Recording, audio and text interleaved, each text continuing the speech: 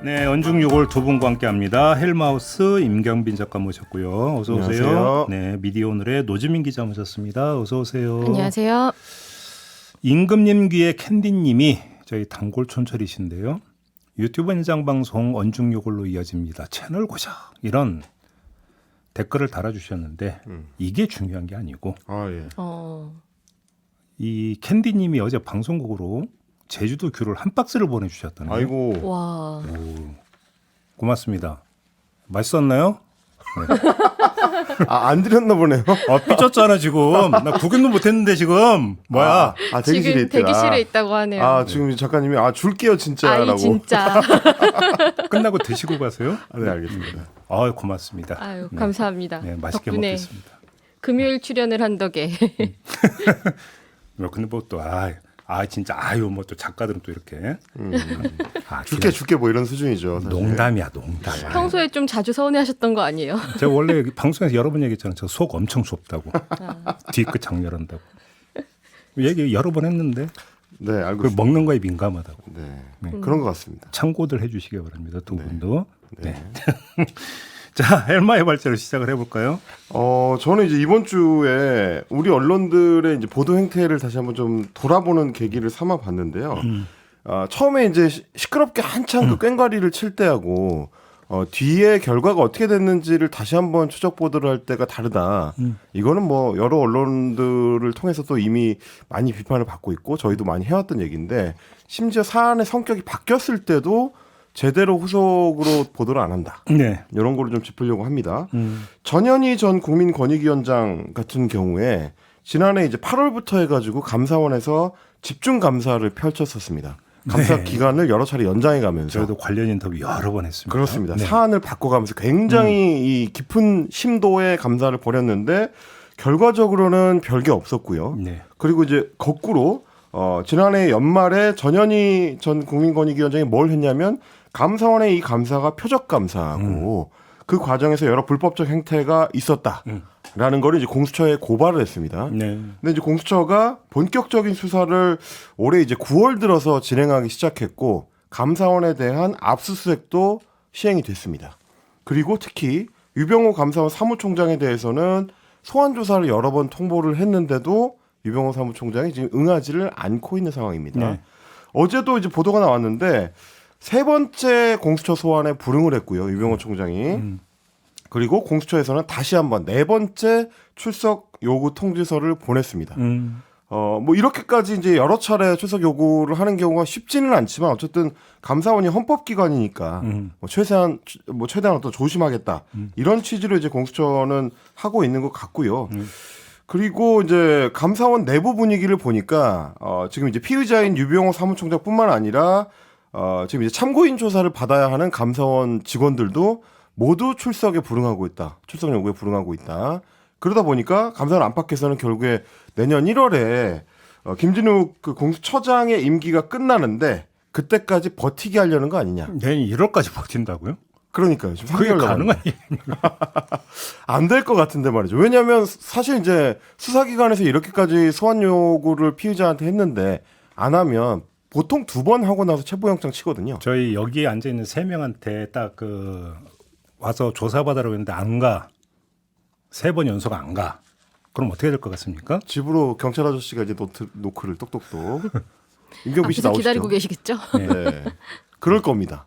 근데 저희 같은 이제 평범한 시민들은 보통 경찰에서 소환 통지 문자만 와도 살 떨리죠? 그럼요. 휴대폰 직원이 손이 덜덜 떨리죠. 근데 이제 감사원 사무총장은 어떤 생각인지 모르겠습니다만 네. 지금 계속 이제 소환에 불응하고 있는 상태인데 그러면 저희처럼 시민들하고 비교하면서 이렇게 적극적으로 보도하는 보도 기사들이 많이 나와야 될 것 같은데 그렇지 않더라라는 겁니다. 뭐 본방에서 잠깐 언급한 바가 있는데요. 이재명 대표 검찰 그 출두 일정을 두고 뭐 이제 조정을 한다 그러면 막 대서특별했던 거 기억나십니까? 그렇습니다. 그렇죠.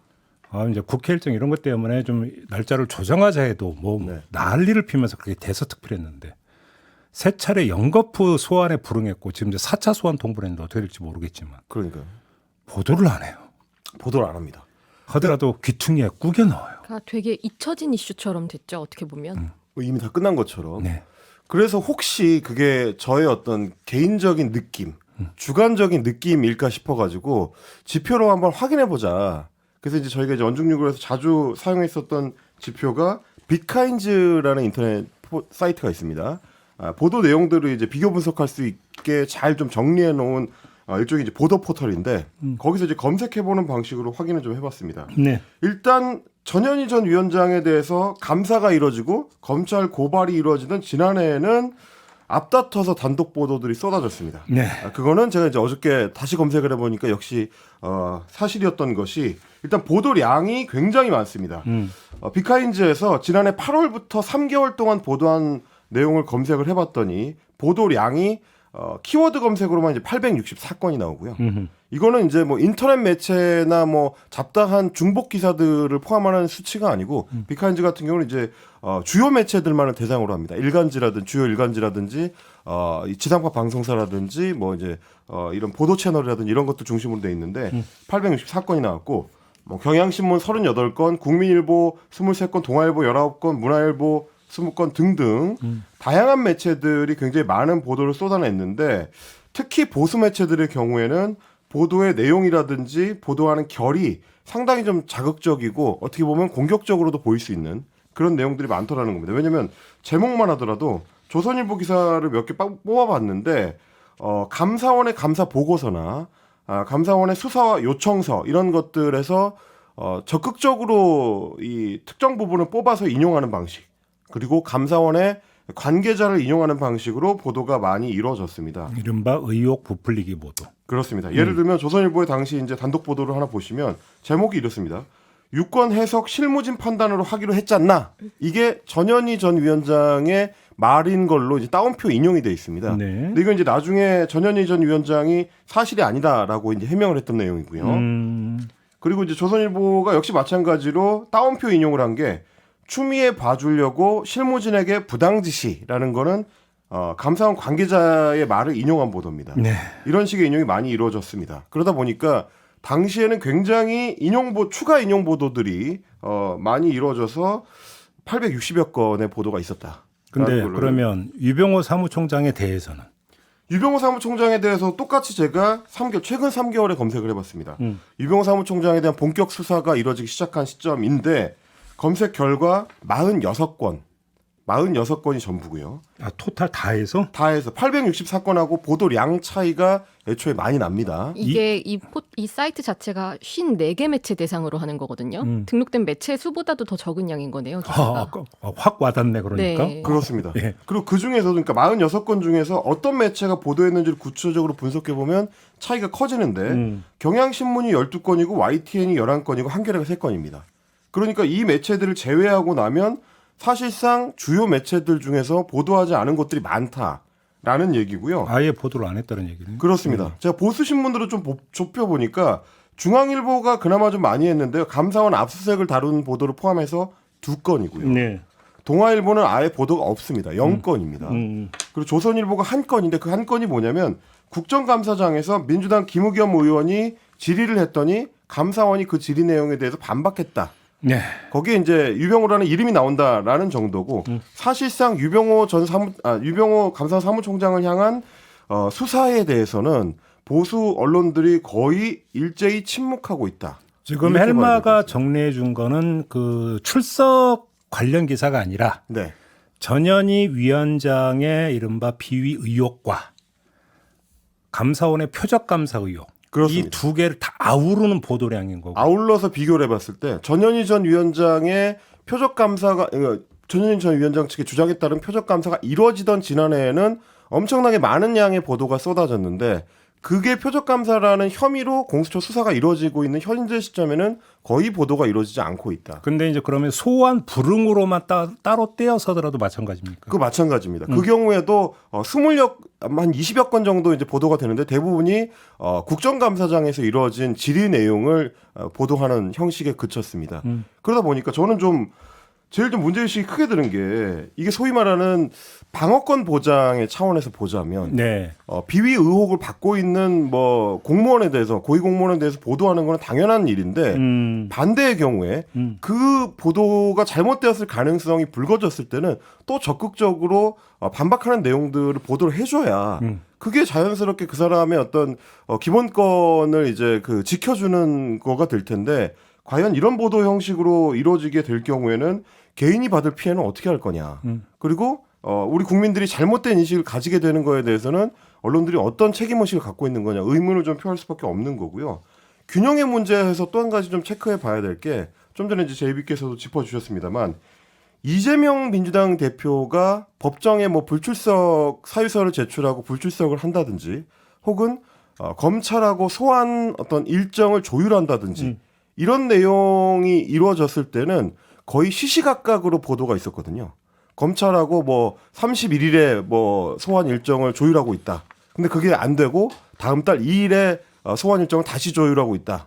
그게 안 돼서 4일에 다시 조정하고 있다. 이거를 거의 실시간 속보처럼 보도를 하는 행태가 있었는데 과연 유병호 사무총장의 불출석에 대해서도 똑같이 지금 보도를 하고 있느냐 따져봤더니 역시 아니었습니다. 그걸 이제 단적으로 보여주는 게 이를테면 비카인즈에서 이재명 불출석으로 검색을 하면 315건이 나옵니다. 네. 그런데 이거 이제 똑같이 제가 이제 3개월을 단위로 검색을 해본 겁니다. 네. 근데 유병호 사무총장에 대해서는 이제 거의 보도가 이루어지지 않고 있고요. 그리고 이 대표 측이 검찰하고 소환 일정을 조정하고 있다라는 기사를 검색해봤더니 447건이 나오는데 네. 역시 유병호 사무총장에 대해서는 거의 보도가 안 되고 있습니다. 그러니까 이 부분을 좀 이제 따져봐야 되는 거고 그리고 논조에 대해서도 차이가 있는데 이재명 대표에 대해서 보도할 때는 국민일보 같은 경우는 이제 데스크 시각이라고 아예 이제 데스크 칼럼을 따로 네, 뽑아서 있어요. 예. 재판은 정치가 아니다. 이게 준엄하게 꾸짖는 보도를 했었고 조선일보 같은 경우도 이재명 없는 이재명 재판이라는 제목을 따로 뽑아서 보도를 했는데 유병호 사무총장의 이 검찰 공수처 불출석에 대해서는 이런 식의 보도가 이루어지지 않고 있다. 그리고 극단적인 예시로 제가 들고 싶은 게 뉴데일리의 케이스입니다. 뉴데일리는 며칠 전에 아예 이재명 대표의 재판 불출석 관련해 가지고 여론조사를 했습니다. 항목 자체를 따로 뽑아 가지고 이재명 대표가 재판에 불출석하는 게 고의적이냐 아니냐. 이거를 여론조사에서 물어봐서 이제 본인들의 인터넷 매체 헤드라인으로 따로 뽑기도 했었는데 그런 것과 비교하면은 유병호 사무총장 관련해 가지고는 제가 뉴데일리에 검색을 해봤더니 유병호 사무총장의 그 불출석은 물론이고 감사원에 대한 표적 수사 의혹 수사 관련 보도도 단 한 건도 없었습니다. 아니 유병호 사무총장께서 공사가 다 망하셔서 출석이 어렵다라고 했대잖아요. 이게 이제 국정감사 때문에 출석이 어렵다고 했었는데 예, 국정감사 준비라는 공사가 국정감사 끝났습니다. 네. 그러면 그 이재명 대표도 그럼 국정감사도 있고 우정활동도 있는데 별로 안 중요하다고 생각하는 거죠. 그러니까 이런 걸 뭐라고 해야 됩니까? 이중잣대라고 하는 게 맞는 거죠. 그렇게 해야 될 것 같습니다. 이중잣대. 네, 이중잣대고 그리고 어떻게 보면 이제 언론들이 굉장히 노골적인 방식으로 정파성을 드러내는 건데 사실은 뭐 저희가 팩트 체크 같은 그 언론의 어떤 주요한 보도 양태를 다룰 때도 말씀을 드렸습니다만 어떤 대상을 가지고 보도를 할 거냐 말 거냐 그리고 그 아이템의 어떤 방향성을 어떻게 정리할 거냐에 따라서 그게 굉장히 좀 중요한 건데 네. 아예 이렇게 보도를 한다 만다에서부터 차이가 현격하다면 언론들이 그렇게 얘기하는 국민의 알 권리가 과연 제대로 보장이 되고 있는 것이냐 스스로 되물어야 되는 거 아닌가 싶은 겁니다. 사실 뭐 한두 번 겪는 일은 아닌데요. 아무튼 그럼에도 불구하고 참 너무 노골적이다. 이렇게 정리를 해야 되는 거 아니겠습니까? 네. 네. 알겠습니다. 이번엔 노지민 기자의 발제 들어보겠습니다. 네. 이동관 방통위원장 임명되기 한참 전부터 뭐 언론장악 기술자가 귀환한다 뭐 이런 이야기가 돌면서 굉장히 뭐 존재감을 가지고 취임을 하셨잖아요. 그런데 최근 들어서는 이제 연전연패 이런 수식어가 따라붙고 있거든요. 방통위가 해임한 공영방송 이 사진 위법적이다라는 그런 판단이 계속 이어지고 있고 또 특히 이제 박문진 이사진에 대해서는 그 두 분에 대해서 계속 이어지고 있는 상황이거든요. 권태선 이사장하고 네. 김기중 이사. 그렇죠. 권태선 박문진 이사장 같은 경우에는 이제 행정법원에 이어서 서울 고법도 방통위가 항고한 건에 대해서 또 해임 처분 집행정지 가처분 신청이 이제 계속 인용된 게 이어져야 된다라고 했고 그리고 이동관 위원장이 취임한 뒤에 이뤄진 인사에 대해서도 또 이뤄진 게 있거든요. 권태선 이사장이나 그 전까지는 김효재 직무대행 시절에 있었던 거고 이제 이동관 위원장이 취임한 뒤에는 김기중 박문진 이사에 대한 해임이 이뤄진 적이 있어요. 그런데 이제 지난 1일에는 김기중 이사에 대한 해임 처분 집행정지 가처분 신청도 받아들여졌다. 결과적으로는 위법한 행위를 계속해서 반복해왔다는 게 드러났고 그리고 위법성이 지적이 됐는데도 또 위법한 걸로 판단될 수 있는 행위를 했다라는 이런 법적인 책임들이 쌓이고 있는 거죠. 네. 그리고 또 이제 두 이사 해임에 대해서 법원 판단을 보면은 공통적으로 나오는 사유들이 좀 있는데 대부분이 그 해임 사유로 제시된 게 이사회 심의 의결 관련 건이라서 개인 잘못으로 보기가 좀 어렵다. 또 직무수행 기회를 박탈하면 해당 이사에게 회복하기 어려운 손해가 발생하는 거에 비해서 또 해임을 유지하는 게 공익에 부합하게 보기 어렵다. 이렇게 지적을 했거든요. 특히 이제 권태선 이사장 건에 대해서는 서울 고법이 해임 사유가 대부분 제대로 소명되지 않았고 그 자체로 타당성이 의심되는 경우도 있다라고 판시를 했는데 실제로 이제 국회 과방위원회에서 관련 질의가 있었어요. 이동관 위원장이 뭐라고 했는지 잠깐 들어보고 오겠습니다. 방통위에서 권태선 박문진 이사장 해임 처분 집행정지가 부당하면서 법원에 항고 신청 냈는데 어제 기각당했죠? 네. 연속 기각입니다. 이어서 법원은 방통위가 제시한 해임 사유가 대부분 제대로 소명되지 않았고 그 자체로 타당성이 의심되는 경우도 있다고 보인다라고까지 명시를 했습니다. 법원이 애둘러 표현했지만 당초에 이 정권이 총선을 앞두고 방송 장악을 너무 무식하게 밀어붙였다라고 판단한 것으로 해석이 됩니다. 법원의 판단을 존중합니다. 그러나 납득하기 어려운 부분이 아직도 많다. 이렇게 저희는 판단하고 있고요. 그래서 지금 그 재항고 여부를 신중하게 검토하고 있습니다. 예, 공영방송 이사 부당해임도 모자라 독립기구 방송통신심의위원회까지 월권을 하며 소위 가짜뉴스와의 전쟁을 명분으로 언론 자유를 탄압하고 있는 이동관 방통위원장에게 분명한 책임을 물을 것입니다. 지금 방금 들으신 내용이 박찬대 민주당 의원 질의에 이동관 위원장이 답을 하고 또 이제 조승래 의원이 민주당 과방위원 기자회견에서 한 발언까지 이어서 들으셨는데. 근데 잠깐 저는 여기서 네. 조금 전에 이동관 위원장 답변에서 네. 이해가 안 되는 게 법원의 판단은 존중한다면서요. 그렇죠. 네. 근데 왜 또 재항고를 왜 검토해요, 근데? 납득하기 어려운 부분이 아직도 많다. 아니, 법원의 판단을 존중한다는 건 받아들인다는 뜻 아닌가요? 근데 이제 최근에 그 법원의 판단을 존중한다라는 발언이 이제 정부 관계자들한테서 나올 때는 거의 자동 반사 수식어처럼 나오는 경우가 많아가지고. 그렇죠. 뒤에 나오는 네. 답을 가늠할 수 없는 그냥 수식어가 돼버린 거죠. 뭐랑 비슷하냐면 이제 존경하는 우리 민주당 의원님께서 말씀하셨듯이 여기서 맞아요. 이제 존경한다는 건 실제는 아니죠. 실제일 수도 있죠. 넘어갈게요. 뭐 전혀 중요하지는 않은데 네. 아무튼 제가 법원 판단을 존중한다고 말하면서도 실제로 입장은 그와 배치되는 학교 답변을 다닐 때 내놨죠. 저 국어는 좀 했는데 수학은 영 아니었지만 근데 제 국어 실력은 좀 납득이 안 돼서 한번 여쭤봤고요. 아무튼 네. 네. 그리고 마지막에 조승래 그 과방위 간사가 한 말을 보면은 그 언론 자유를 탄압하고 있는 이동관 방통위원장에게 분명한 책임을 물을 것입니다. 이렇게 밝혔는데 이 책임이란 뭘까? 이제 최근에 민주당에서 이동관 방통위원장 탄핵론이 좀 힘을 받고 있는 분위기가 되고 있습니다. 민주당 고민정 최고위원이 우선 지난달 당 최고위원회의에서 이동관 방통위원장 탄핵 사유가 6가지가 있다. 이렇게 읽은 적이 그렇게 있고. 많아요? 네, 6가지인데 실제로 이제 민주당에서 준비하는 안은 뭐 11가지 정도 될 거다. 뭐 이런 이야기도 나오고 있는 상황이고요. 더 많아졌어요? 네, 그리고 홍익표 민주당 원내대표 같은 경우는 CBS 라디오에서 한동훈 장관보다 좀 더 우선순위에 있는 분도 있다. 이렇게 언급을 했어요. 그 우선순위에 있는 분이 이동관 위원장이다라는 게 거의 정설처럼 해석이 되고 있는 거고요. 그럼 잠깐 여기서 그러니까 이동관 위원장이 지명은 되지만 아직 임명장을 받기 전에 이른바 방통위가 거의 광속 질주를 한 적이 있지 않습니까? 네. 그때 저희도 이 자리에서 분석을 했는데 왜 이렇게 서두르느냐. 결국은 이동관 위원장이 임명장 받기 전에 이런 악역을 자처해서 그렇죠. 이동관 위원장의 탄핵 사유를 애당초 성립시키지 않기 위한 것 아니냐 이런 분석을 한 적이 있잖아요. 그렇죠. 김효재 직무대행 시절에 공영방송 이사진이나 뭐 사장까지도 교체를 해서 이동관 위원장이 그 이후에 취임하면 탄핵 사유가 발생하지 않을 거다. 이런 추측들이 있었죠. 계속 내정자 상태로 근데 장기화되다 뭐 어떻게 보니까요. 6가지에서 11가지가 나와요, 근데?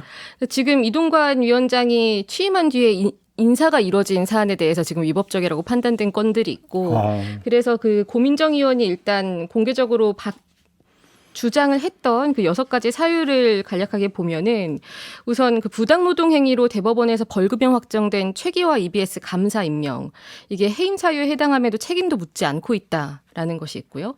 또 공영방송 보궐이사나 감사를 검증 절차 없이 임명한 사실이 확인됐고 KBS 이사회에서 이사회 규정을 위반한 사장 선임이 자행됐고 또 노조에 의해서 고발이 되어 있는 상태에서 방통위가 관리감독 의무를 해태했다.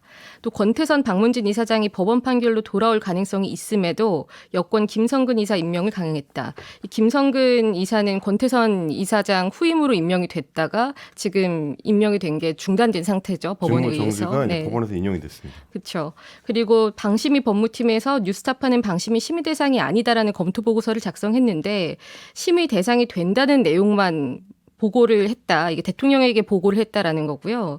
그리고 또 마지막으로 6번째는 민간 독립기구인 방심위에 대한 직권 남용을 했다라는 건데 이게 지금 방통위법에 의하면 방심위는 독립적으로 사무를 수행해야 하는 곳인데 방통위원장이 이 방심위를 모니터나 뭐 감시하는 것들을 사실상 이렇게 지휘하듯이 했다라는 취지로 이렇게 6가지 사유를 제시를 한 겁니다. 아무튼 탄핵 사유는 헌법과 법률 위반. 네. 근데 여기 앞에 수식어가 하나가 붙습니다. 중대한. 그렇죠. 그죠? 그렇죠. 그냥 단순 헌법 법률 위반 갖고도 안 되고 중대한 위반이 있어야 된다라는 것인데 지금 이제 6가지 나열이 되는데 이제 그게 여기에 해당이 될 수 있느냐. 이건 이제 그 다툼의 이제 그 어떤 지점이 여기서 형성이 되겠죠. 근데 그거는 그렇죠. 헌재에 갔을 때 이야기이고. 그렇죠. 탄핵 심판이 이루어지면 거기에 대해서 헌재가 판단을 할 거고 그리고 언론계에서도 이송관 방통위원장 탄핵 사유 자료를 또 언론노조가 일일자로 냈는데 뭐 대체적으로는 비슷한 사유인데요. 조금 다른 내용들이 들어간 건 이 방송 제작 및 편성의 자율권 침해 부분이 추가가 됐거든요. 그 고민정 의원이 말한 거에 없는 걸 얘기를 드리는 거예요. 그러니까 올해 지상파 방송사 제어가 심사 요청 자료를 빌미로 이 뉴스타파 김만배 인터뷰 보도 인용한 방송사에 그 보도 방식이나 절차 등에 대한 자료를 요구를 했다라는 게 추가가 됐고 이게 방송법상 제작 및 편성의 자율권을 침해한 행위라는 주장을 언론계에서는 하고 있는 거고요.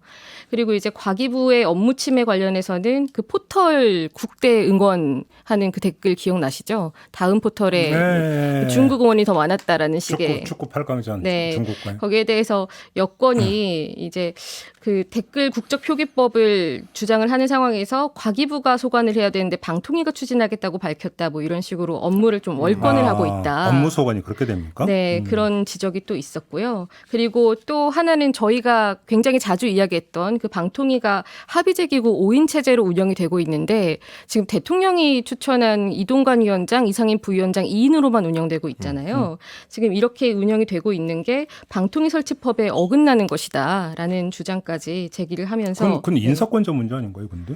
지금 인사권자의 문제이기도 한데 이게 방통위의 파행 운영을 된 상태에서 어떻게 지금 방통위가 하고 있는 그런 일들에 대해서 아니 그 분명히 문제가 있는데 그렇다고 방통위원장이 다른 방통위원한테 임명장 주는 건 아니에요. 그렇죠. 임명을 할 수는 없죠. 그러니까. 그래서 지금 이 부분에 대해서는 좀 갈릴 수 있는데 다만 여기서 주장을 하는 것은 2인으로서 하기에는 너무 중대한 일들을 수행하고 있다. 중대한 결정들을 네. 그냥 하고 있다. 그런 취지로는 알겠습니다. 주장을 하고 있는 것 아무튼 같습니다. 이게 이제 예. 탄핵 사유에 해당이 되느냐 안 되느냐는 나중에 헌재 가서 다툴 거니까 일단은 그 쉼표 찍고 네. 중요한 건 실제로 그러면 민주당이 탄핵소추안을 발의를 하느냐 네. 이게 지금 일단 먼저 체크가 돼야 되는 거 아니겠습니까? 지금 민주당에서 사실 탄핵 얘기가 나온 게 처음은 아니죠. 이동관 위원장 취임이 될 무렵부터 탄핵을 해야 된다라는 주장이 나왔는데 그 당시에는 공식 입장은 아니라고 선을 그었어요. 네. 그런데 최근 분위기로는 이번 달 안에는 늦어도 진행을 할 것이다. 이런 이야기가 나오고 있고 뭐 실제로 추진 가능성에도 어느 정도 무게를 두는 분위기인 것 같기는 합니다. 지금 상황에서는요. 네. 물론 이제 앞으로의 상황에 따라서 그 시점이나 뭐 이런 추진 여부에 대해서는 좀 더 조율을 한다고는 하지만요. 지금 그 당시와 어떻게 상황이 바뀌었느냐를 한번 따져보면 우선은 그 이동관 방통위원장 사실 취임하기 전이나 이제 취임 직후까지는 이동관 위원장이 한 게 없었죠.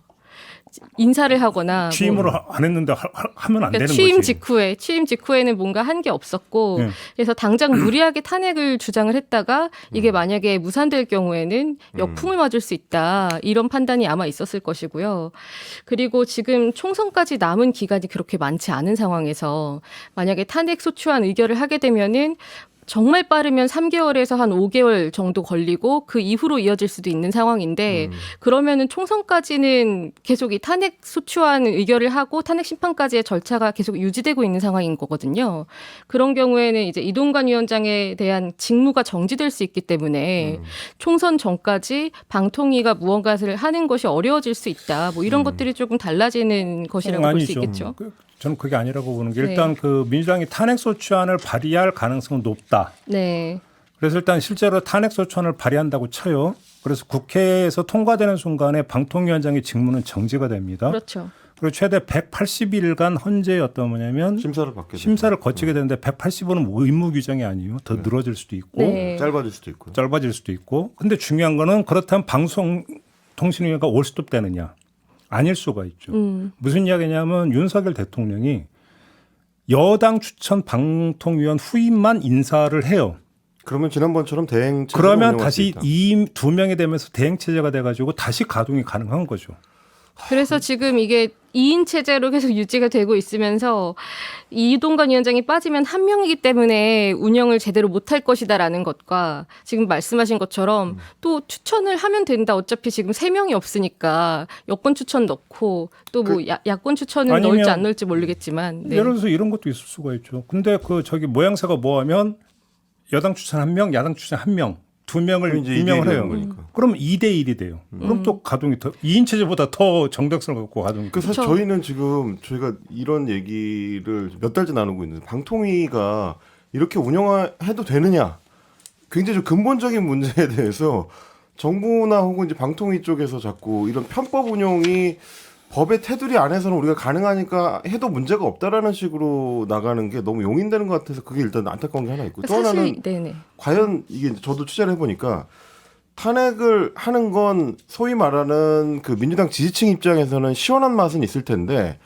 현재 시점에서 이동관 방통위원장의 직무를 정지시켜 놓는 게 실익이 있느냐라는 얘기가 이제 민주당 내에서도 나오더라고요. 왜냐하면 이미 권태선 이사장을 비롯해서 이제 박문진에 대해서는 사실상 방통위의 기존 조치가 이제 실패한 상황이고 그러면 MBC에 대해서는 총선 이전까지는 어떤 추가적인 조치를 취하기가 굉장히 좀 어려워진 상황인 건 사실인 상태라서 KBS가 이제 결국 문제가 되는 건데 뭐 웬만한 조치들은 이미 KBS에 대해서는 방통위에서 할 수 있는 거는 거의 대부분 했고 이사진에서도 KBS 이사진에서도 할 수 있는 걸 대부분 했고 이제 청문회로 넘어가 있는 상태라 그러면 굳이 할 필요가 있을까? 뭐 이런 얘기도 일각에서 나오더라고요. 다만 지금까지 이야기는 행정적 측면이고 네.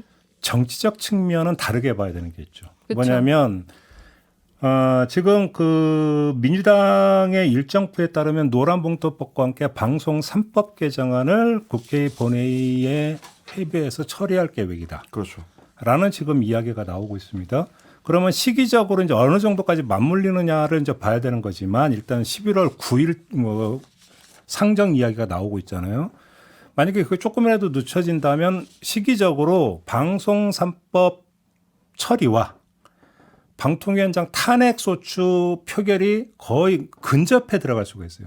근접해 들어간다면 어떤 현상이 발생하냐면 윤석열 대통령의 방송 3법 거부권 행사하고 맞아 들어간 시기적으로 맞물려 들어가면서 방통위원장 탄핵소추와 방송 3법 거부권 행사라고 하는 것들이 하나의 어떤 단일 의제로 묶여버린다는 겁니다. 그래서 지금 이번 달 안에 결정을 할 거라는 그 시점이 어떻게 될지가 좀 하나가 관전 포인트인데 11월 9일이잖아요. 대통령이 이걸 거부권을 행사를 하느냐 마느냐 이후에 이거에 따라서 또 결과가 달라질 수도 있다. 이런 관측도 있기는 있거든요. 그러니까 거부권 행사는 거의 뭐 이미 예고가 돼 있다시피 한 거니까. 그렇죠. 이렇게 되어버리면 그 예산안 심사가 끝난과 동시에 전국의 메가 이슈로 방송 문제가 등장을 하게 된다는 거죠. 이게 정치적 측면이다. 그렇게 놓고 본다면.